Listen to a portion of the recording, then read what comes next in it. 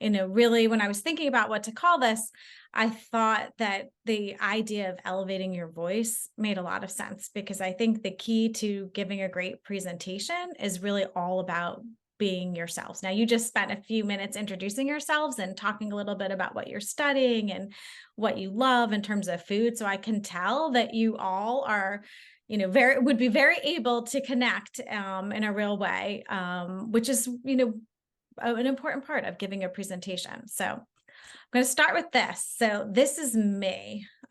There's a reason I'm showing this picture. So go to I don't know, circa 1980s. Probably don't tell me how many of you weren't born then, because I'm sure none of you were born then. It's eighth grade. I'm rocking a really nice outfit then and hair. I think I see braces, a lovely necklace. And I'm sharing this picture, not so I can make fun of myself, although that is very entertaining as well. But the first time that I can remember having to give a presentation was in eighth grade, where I had to give a presentation in front of my whole school.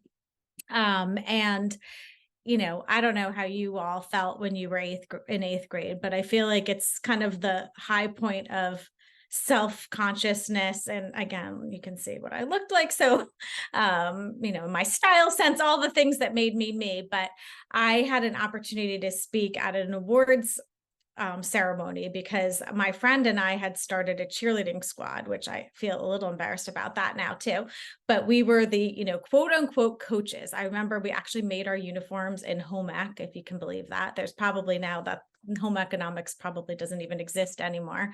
And I don't think there's a real need for everyone to learn to sew either, but it was a really big deal. And as we were going to present our awards, my friend, Michelle Tansey, decided she had stage fright. And there was no way that she could go up there and do it with me. So now, minutes before having to speak in front of the whole school, I'm having to do her part and my part. And, I had the heart racing, all of that. But I was also wearing these fancy white shoes that probably had heels. It was the first time I wore them, were slippery.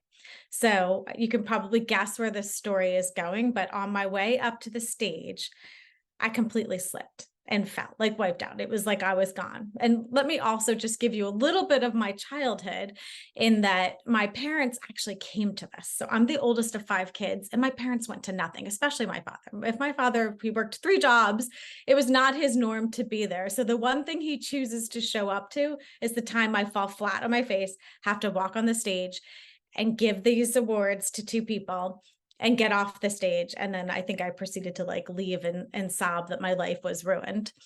Since then, I've had to present, countless times. So I've had to do small presentations. As I said, I'm a creative person. So I've had to present creative ideas that, clients could either fall in love with or reject or tear apart in the most brutal way. I've had to give presentations that are high stakes in front of CEOs of companies. I've had to speak in front of large groups, in conferences where it's, hundreds or even 1,000 people. And, there are parts of it that never change.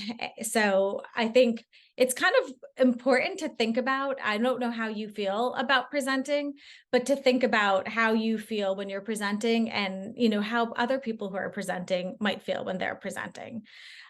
Because this is a pretty wide range, but it is interesting that 40 to 75% of people have a fear of public speaking. And I can remember, I couldn't find the statistic anymore, and I'm frankly glad that it's changed, but I can remember it used to be something like people feared public speaking more than the death of a spouse, which I was like, okay, well, I'm not sure what that's commentary on. The fear, marriage, but it seems like things have gotten a little bit better. But when I started to think all right, well, what's important to learn? I went to ChatGPT because why not? What are the things that are important to learn when you're talking to young people about public speaking? And I have to say, I felt like it was aligned with when I was putting together what my notes were that I thought were really important to say today.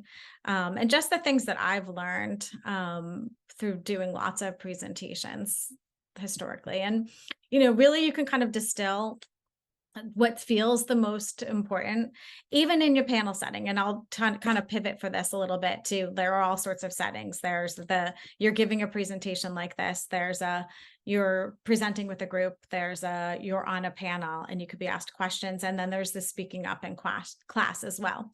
But I think, these principles are all pretty relevant.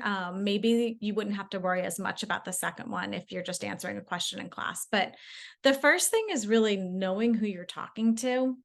And we'll get into the details of all of these, but it matters. And that's why even, before we give any presentation and before I gave this presentation, that's why taking a minute to just get to know who you're speaking with. Are you seniors? Are you starting your college career? Were you young professionals? What are you studying? And even like that little tidbit of what your favorite food is just gives you something to kind of grab onto, which helps you ultimately to plan what you want to say and also make those connections and engage people. So being clear in your story and structure, I think, like I said, we give presentations all the time. And I think one of the things that is hardest is when you have a lot to say. Often we're in situations where we have a lot to say and we don't have a lot of time to say it, in a new business pitch presentation, as an example, like they could give us an hour and you have to find a spot for 7 people to say something. And then you have to try to get to know your prospective client. And that makes it really hard. So being disciplined with your story being simple and the structure being clear really matters. But if you were to ask me what I think is most important, I would say number 3, that ability to engage and connect. I think that matters a lot. I think people want that connection. And even Milo, as you said, it's a lot harder over Zoom. Like I would prefer to see your faces. It's, you can't really get a sense of, is someone stressed? Do they have a stack of papers in front of them? What's going on in their life? It's a lot harder to get that over Zoom. But I think everybody, even in our Zoom world, really wants to feel like someone heard them, someone listened to them, someone's trying to make that connection with them, no matter what it is, whether it's for a class or for something else. So when you think about just who you're talking to, and I'm going to kind of take you through the process that I did for this. So again, I assumed most of the people who came would probably be college students. So I did a little bit of my own kind of, okay, I have a daughter who just graduated college and a daughter who just graduated grad school, and, asked them a little bit about how they felt when they were giving presentations and what would matter to them. And I think the thing that comes up a lot is just that nervousness or being embarrassed, which again, unless you fall down in front of people at the most vulnerable age, you won't be as embarrassed as I was. Probably. And you can always get back up. I think the key is just, not letting, we'll talk about nerves, but not letting it get to you, and recognize that humanity is a good thing. So I think self-deprecating humor when something goes wrong is okay. So before you give a presentation, really think about who's your audience. So, what do you know about them already? When we give a new business presentation or we're meeting with a new client, we'll look people up on LinkedIn. And it's not just to see like, oh, this person worked at this company. Or if I'm interviewing, I typically will look people up on LinkedIn, and I'd look for more than just like the things about, the facts of where they've gone, where they've been educated, where they've worked, what jobs have they done. And you try to see like, what are the things they like what are the posts they like? What do they repost? So you can kind of get a sense of what matters to someone, because again, I think that's like at the root, most people want someone to care about what matters to them. I think also thinking about what your audience already knows. What do they know? What are they why are they here for this presentation? What are they hoping to learn? What are they hoping to get out of the presentation? And again, this is true if you're giving a presentation in class. This is true if you're on a panel. I think it definitely is helpful to be looking at your audience first versus what you want to say. I think a fatal flaw that a lot of people make is, I have this that I want to say versus what's going to be important. And I mean, that's communications in general. That goes beyond presentations like this. That's if you're writing something. At the end of the day, it's very easy to feel like I have these things that I have to say, but it helps. It helps with any conversation you're going to have with someone.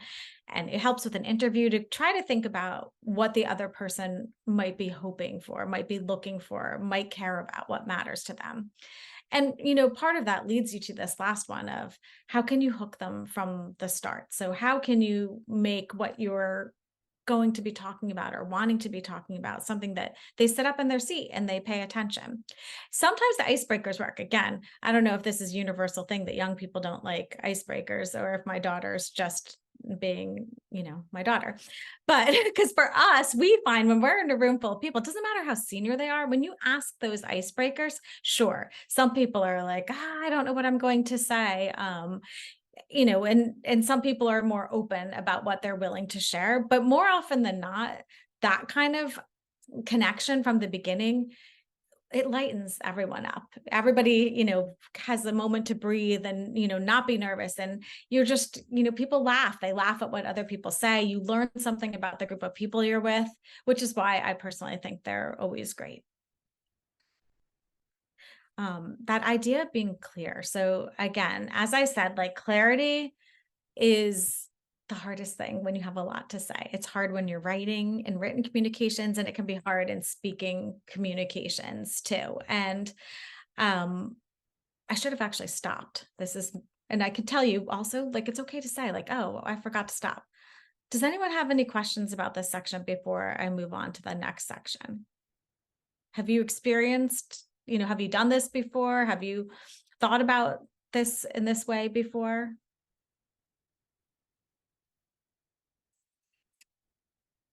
Anybody?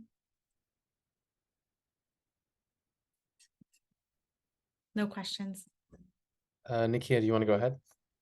I was gonna say, the first two, I always consider the first two, but not really the last one. How can you hook them from the start? Because like I feel like the first two, you should already have that in mind, but not really the last one. Okay. Anybody else? Okay. Tell me if I'm missing any hands, Miguel. You're doing a good job of keeping an eye on hands too. Okay.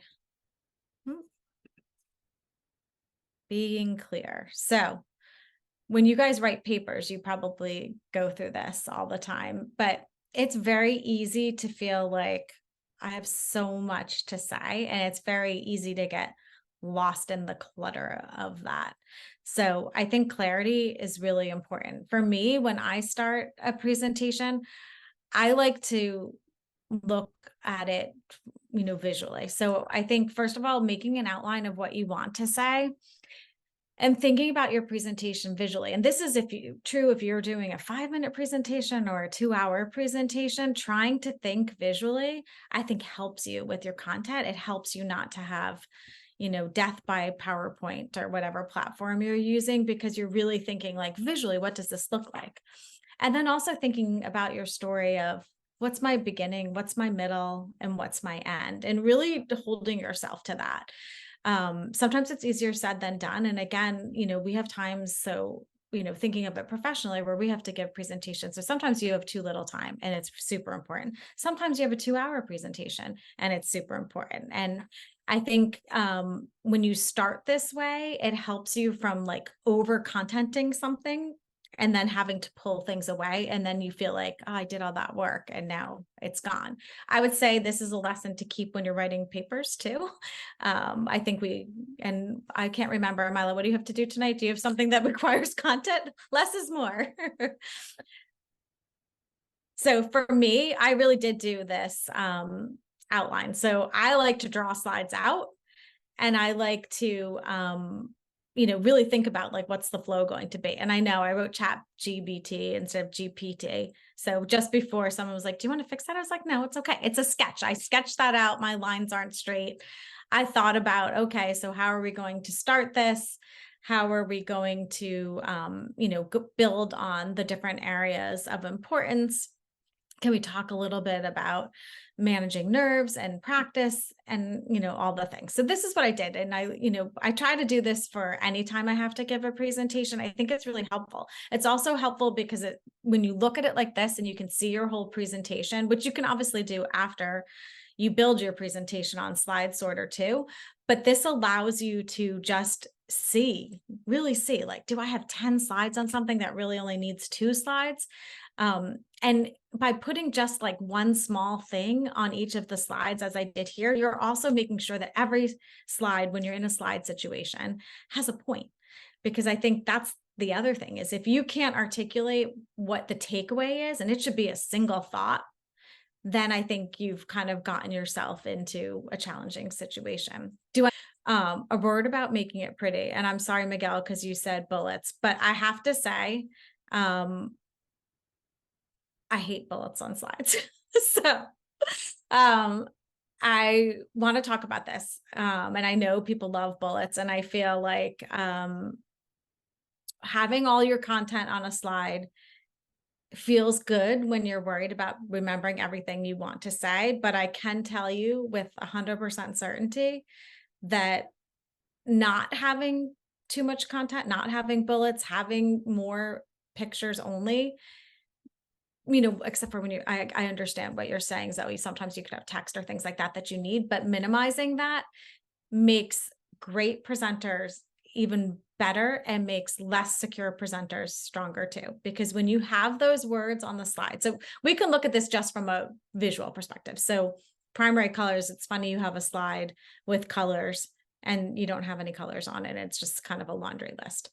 I would say that where they have on the bottom right, the primary colors, red, yellow, blue with the colors and little icons, that's a little bit better. But to be honest, I think you could tell that story, everything that is here, even though I know it's not high res or anything like that, with that slide that just tells you red, yellow, and blue. You could talk about those colors like that. And then that, I think, allows you to kind of embrace more storytelling. And there are times when you have to share content. So I understand that. You could have to show a chart. We have to do that too.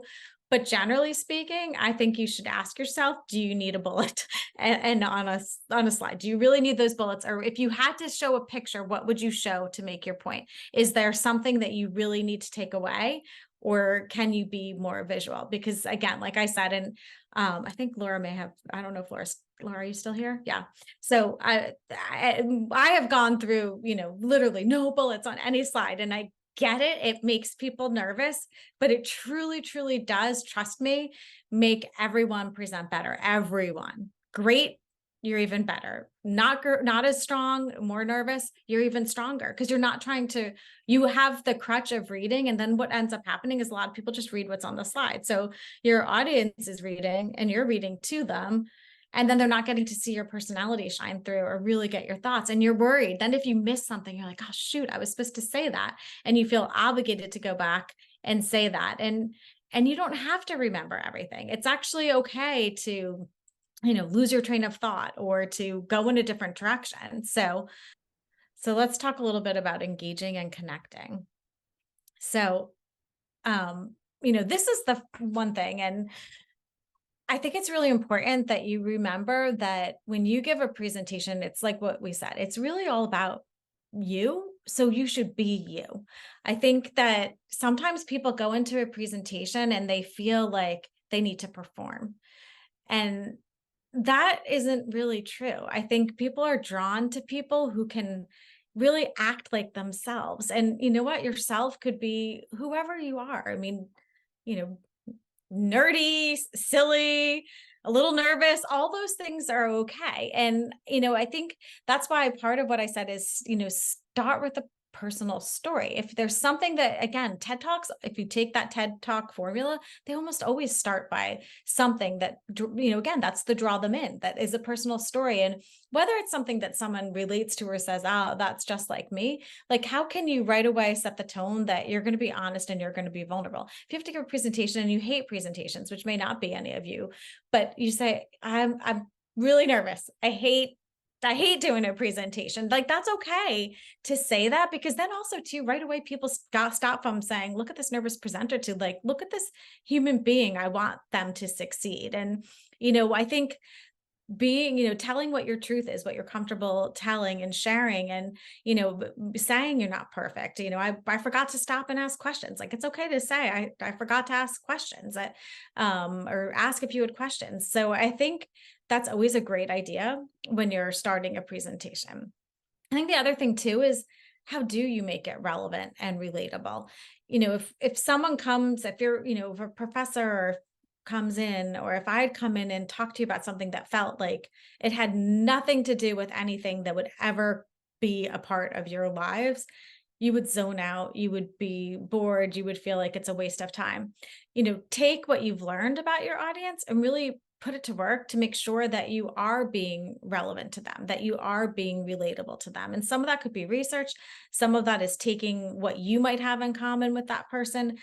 Some of it's that third thing, drawing people in with questions. You don't want it to be a presentation. Like, that's the worst thing in the world, is if you do have to give a long presentation, is for it to feel like someone's being presented to, versus making it a conversation. And, sometimes you can draw people in by asking questions. I would encourage you to ask questions more like, what do you think? Than, are you following? When you say things like, are you following? Does this make sense? It's very easy for your audience to be like, uh-huh, yeah.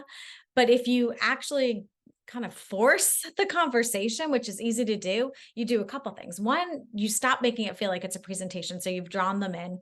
Two, you're making them pay attention, because now they're afraid you're going to ask a question. Three, they feel like, this presenter actually cares what I have to say. So now I feel like, okay, I'm drawn in because I want to be a part of this. I want, I like that someone cares what I have to think. So, but at the end of the day, it's all about what's natural to you. So, I think taking these three things, but putting your personal spin of who you are, is really, really important. And, it's easy to get nervous and spun up for a presentation, especially if it's a big one, or it's an uncomfortable audience, or you're going to be challenged. But I think remembering that humanity part of it, that you are just a human being and people like to see human beings succeed, is really, really important. And it's hard, especially because if you're a nervous presenter, or you get nervous in certain situations, it's very easy to feel like, well, I want to be ready. I want to, give a strong performance. But rather than thinking of it as a performance, thinking of it as, I really hope that someone thinks like, that's a person I'd like to know or connect with, that's a better outcome. And the thing about stories too is, remember that people do remember stories. I think there's two things people remember. One, they remember stories. That, you could go through a whole presentation or listen to a lecture, and, you might remember a lot. But if your professor tells you a story that engaged you in any way, you're going to remember that. And I think that is great. The other thing that people remember is how you make them feel. So, they sometimes, you do forget what people tell you. There's a Maya Angelou quote that says, people may forget what you say, but they'll never remember how you made them feel. And I think there's a connection to that with the storytelling and with that engagement, that's really important to remember when you are able to give a presentation. And again, like, just weaving those stories throughout, it's, one thing about, opening, but remembering that you can always make things more real by telling a story. There's not any statistic that is not made more relevant by telling a story. Another person who I really love is Brene Brown. Have you guys heard of her? Do you know who she is? She's like a social scientist. She's awesome. She wrote a lot of things. But one of her quotes, which I'm going to try to remember it to not get it wrong, is stories are just data with a soul. And I think that's a really interesting way of looking at stories. So, we're often in situations where you want to share the data. I mean, you could think of anything going on in the world right now, which there's certainly plenty of things to think about going on in the world right now. And you can give all the statistics, but that's never enough to make most people do anything. But then if you take the stories that make whatever it is you're talking about, whatever that data is, real, whether it's that you, have discovered a cure for a type of cancer, and you can show the charts that show here's, complete response rates and they're lasting over the years.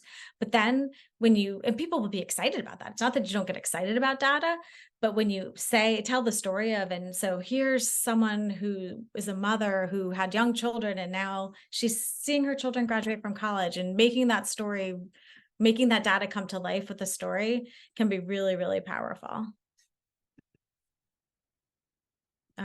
This I thought was really funny. And I have to say, I don't get like super nervous for presentations, but I always get that little like heart pounding before a presentation. And honestly, even something like this, I was like, oh, well, I hope I'm like not boring. I hope it's like what they're hoping for. Like, I don't know, I hope someone shows up. Then Laura told me she was going. I was like, oh, that's going to make me more nervous. Laura's here. I don't want to sound like a dope.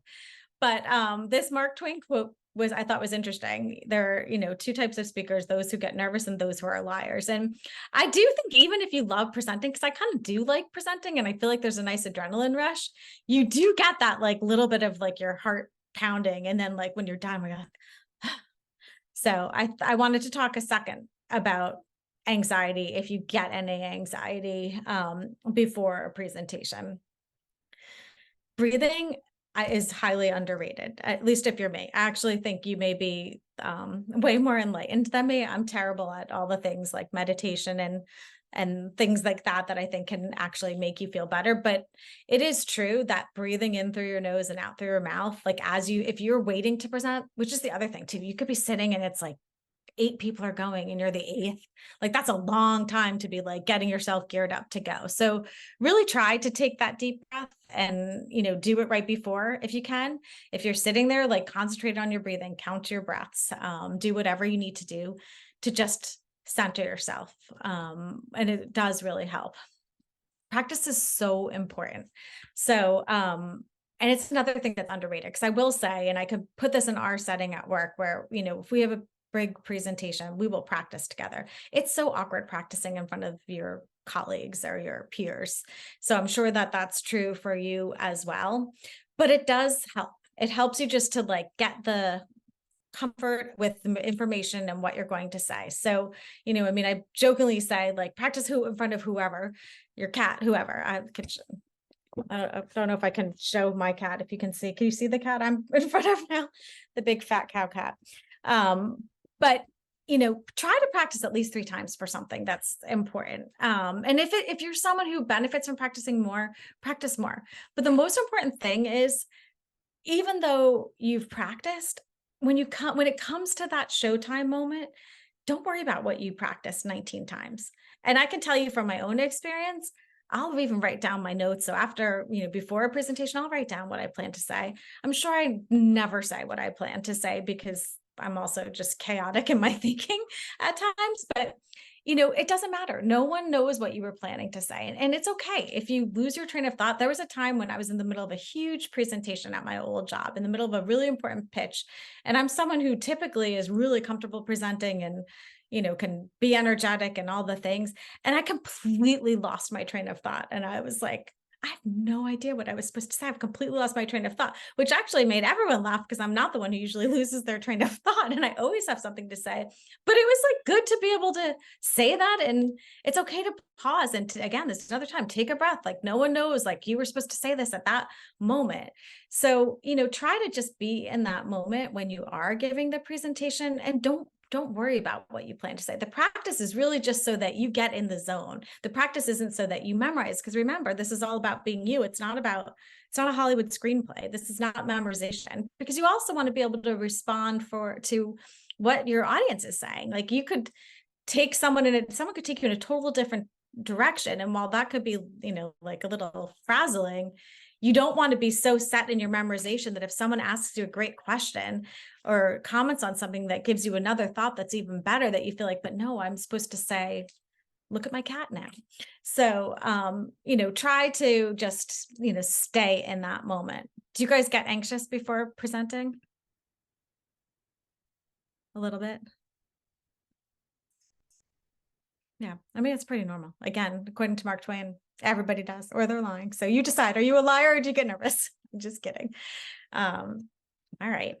So this is it for the presentation. You guys are more than ready because you came in here very confidently to go off into the world and do lots of presentations. But I wanted to offer you the opportunity to take these tips, but also go with your gut. So what works for you is fine. And if you want to, build a presentation on literally anything that interests you. I don't care if it's on rice, because we know that's a popular food item, or whatever, basket weaving, whatever it is, basketball, whatever, sand. It doesn't matter to me what it's on, but if you want to try using these tips and building a presentation and practicing, I'm happy to work with Miguel to get that scheduled and, let you practice, and I can give you feedback. I can also give you lots of praise and confidence and, all the things to make you feel good as well. And I'd be really happy to do that for you or anyone who watches this recording. It's an important part of just moving forward, whether it's something you have to do for school or even, to a certain extent, sometimes interviewing feels a little bit like a presentation, and we want to make sure that you have everything you need to succeed.